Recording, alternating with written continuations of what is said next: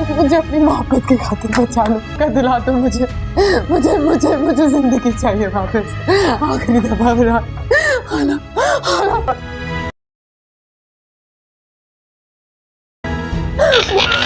بیٹی ہے میری، تم لوگوں کا دل بہلانے کے لیے کوئی کھلونا لیتی انسان ہے یہ؟ کبھی سوچا ہے کہ اس کے دل پر کیا گزرتی ہوگی؟ عادل بھائی اس عمر میں بچیوں کو ماں کے پیار کی کیئر۔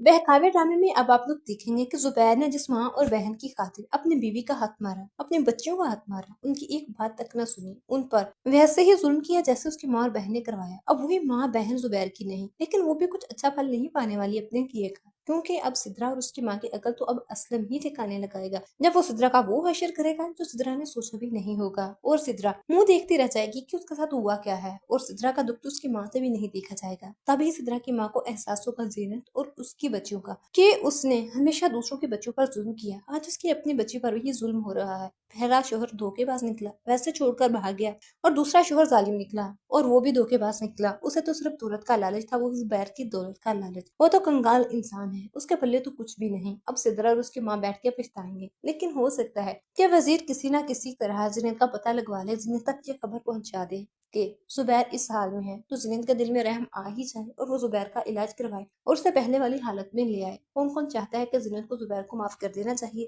بھلے اپنے بچیوں کی خاطر ہی صحیح، یا پھر زبیر کو کبھی معافی نہیں ملنی چاہیے؟ کمنٹ سیکشن میں لازمی بتائیے۔ مزید ڈراماز اپڈیٹ کے لیے چینل کو لازمی سبسکرائب کر لیجیے گا۔